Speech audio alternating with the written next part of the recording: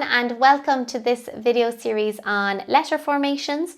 I'll be doing a lot of different videos on handwriting in general, but I just really wanted to start with letter formations because lots of parents have been asking me how I develop handwriting skills, how I teach the letter formations. So what I would say is every school is different and every teacher is different how they teach these. Some will do the phonics first and then they'll do the letter formations, and some will do them in certain sequence of what letters will come first. So this is totally individual how you teach it. The reason I teach it this way is because I found it most helpful for children who have planning difficulties, because I teach them in groups. However, I do sometimes use techniques from Handwriting Without Tears as well with specific children. So it's very dependent on the child, but I want to show you this anyway because I think it's really important to show if a child is having motor planning difficulties, how maybe it's really important to show them the letter formation separate to the actual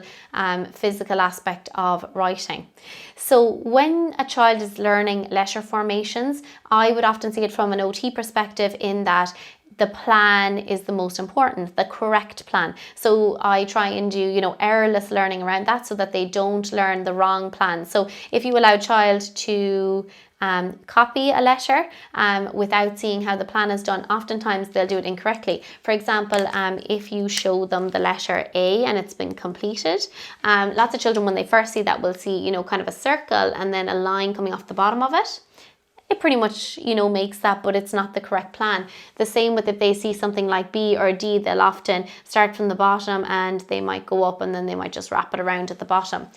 So that when they come to D, they do the same. They go up and then they kind of just do the circle. So then it's really hard for them to remember which is which because technically they had the same plan. So for children who maybe have difficulties with concentration or with planning, they can sometimes miss the plan when it's being taught in school, and then they can kind of form their own way of doing it. So it's so important that if you do see that you stop the child and that you reiterate the right plan. It's different now if a child is older and this is the way they've always written, then you just want to work on their fluidity of writing and moving them on maybe to cursive or joint script, because that can really help with planning difficulties. But I'm actually just going to look at lowercase letter formations in this video, okay? So what I would say first is if your child has fine motor skill difficulties, difficulties holding the pencil and shoulder stability difficulties, so that they're quite poor muscle tone, they find it really hard to hold the pencil the correct way, they're putting a lot of force on the pencil, just work on the skills separately. Work on their fine motor strength with something like therapushy, like I discussed in the fine motor skill video. So you could work on their strength, you could do a little bit of fine motor development with therapushy, you could use tweezers, you could use like activities that I've created in Octobox. That is the underlying fine motor dexterity and strength necessary to be able to hold your pencil. Then you could do things like drawing on a vertical surface with a nice big marker. So it could just be scribbles, it could be copying shapes like circles and lines, things that are low demand, but you are still working on their pencil grip. Vertical surfaces are excellent to write on because it pushes the wrist into the correct position and it stops any hooking. And so then they can work on their shoulder stability as well. So you could do like a little path going across the page. Try and stay inside the path. Really good practice. So you're not working on the letter formations, you're just working on their ability to control the pencil. So separate to that, you might want to work on the letter formations. I would recommend you first work on the plan. You give it the same phrase for planning every time. So let's say, for example, we are doing the letter A. I would often get a child to get their index finger and we would trace it in the sky. We would trace it in shaving foam. We would trace it in, hundreds and thousands sprinkles. We might trace it with we might make it out of Play-Doh or Theraputty, so really multi-sensory, and a really nice way then to see if a child knows the plan and can see it visually is that if you get two children to have, one has their back to the other and one does the outline of the letter on the other person's back, and then they have to guess what letter it is, then you know they really know that plan, because they have to think, okay, his finger went down, it went back up and it went around, that letter is B. So really helpful to do that. So I totally understand if you're at home and you have that time to spend with your child, you can do the sprinkles, the shaving foam and everything like that. You can work on a vertical surface. If you're in a classroom and you've got obviously 25 kids or more in the class, can be really helpful first, and I've seen this in classes, getting them to get their index finger and everyone says the plan out loud together. And then obviously going around to make sure that everybody has the plan. Then they trace it on each other's backs, and then they give it a go maybe with the pencil, so that you can see, okay, she or he has the plan, but they're finding the actual coordination of the pencil tricky. So then you can always make sure, well, they have their letter formations, but you could say to, you know, the parents, we need to work on their kind of fine motor strength and skills so that they can hold the pencil for longer. So when we are teaching the letter formations, this is how I would do it. I would teach the child the plan first. When I feel like they have the plan and they know what they're saying in their head, I would get them to repeat how to say it, and then I would get them to teach me how to do it. So I group the letters into 4 groups, and I often always start with what I call magic C letters. And I worked in Australia for a long time, and they used to use these groupings quite a bit. So I think it was under one of the Australian handwriting curriculums that they did it, but I've always used it since. I found it so helpful. So the magic C letters. So I always say magic C letters. There's a hidden C in all these letters. All of them start with a C except for E. So even that rhymes. All start with a C except for E. So I would often say, let's find the hidden C. So we go around like a C, up and down. So that's A. So you always say the same plan. So you say around like a C, up, down, and some will say kick. So, you know, it depends on the writing. They might have no kick in some classes. Then you've got C. Then you've got around like a C and oh, it's an O. Around like a C, up, down and around. Good job, that's G. Around like a C, up and kick, which is Q. And then you've got, I'll just make sure I'm remembering them all. Around like a C, up and down, which is D.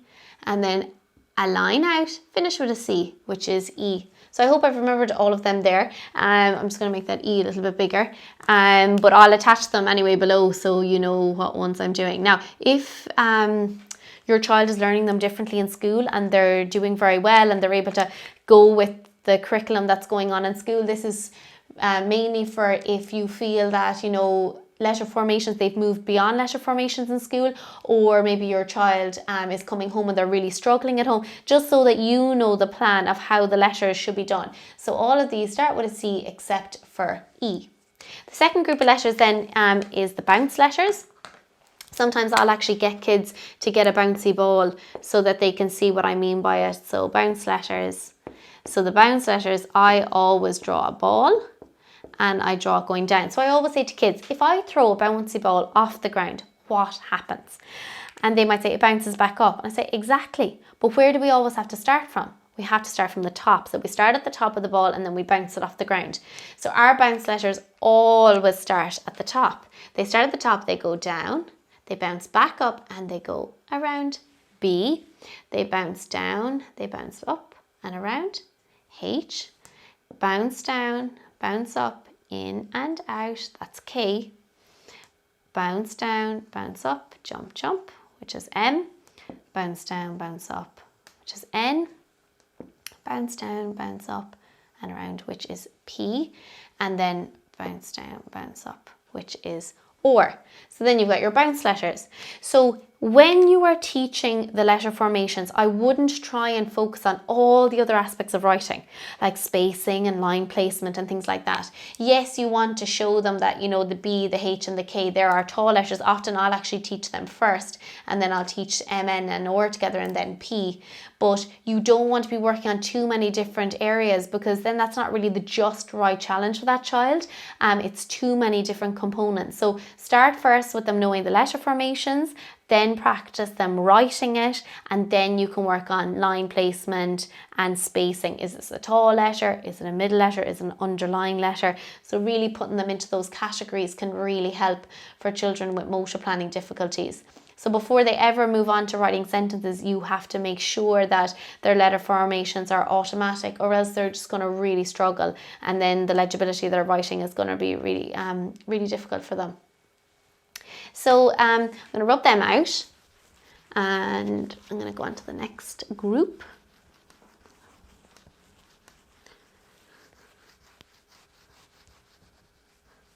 Now, so the next group of letters is the cup letters. So the cup letters, there's only 4 of them. And I always say the cup letters, it's like, because you can fill them with a cup of tea. So cup letters. So you've got U, Y, V, and W. So they're the 4 because you have a gap on the top, and they just have to learn the 4 of them. They're the cup letters. And then you have, your last ones are the slider letters, and they love to start at the top and then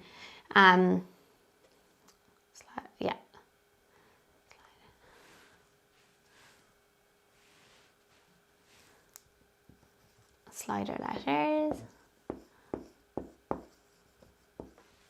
So I'll often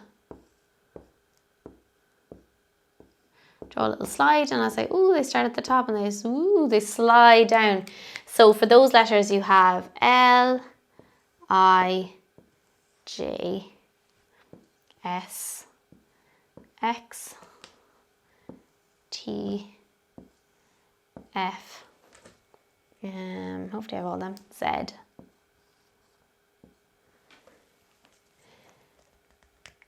And have I missed any there? I don't think so.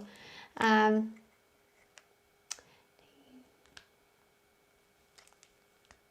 that's it, I think. So if I have, anyway, I'll attach them with the links. So as you can see with the slider letters, they start at the top and then they slide down. So with all of these letters, you want to make sure that you're really reiterating the right plan. And definitely for these ones, I would often say I and J, they face the different ways, and you know, all of our tails face this way. So you know, Y faces that way, G faces that way, and J faces that way. So all of our tails go the same way.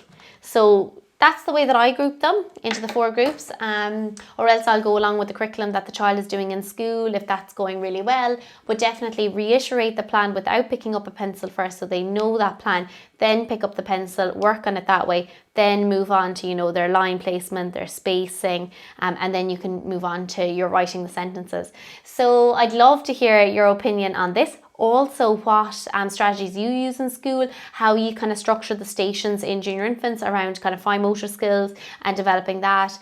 Please let me know if there's anything in particular around handwriting you'd love me to discuss in one of the videos or webinar, and I'll be discussing handwriting a little bit more, but this is just around letter formations. So I hope you've enjoyed the video, and I look forward to your recommendations and feedback.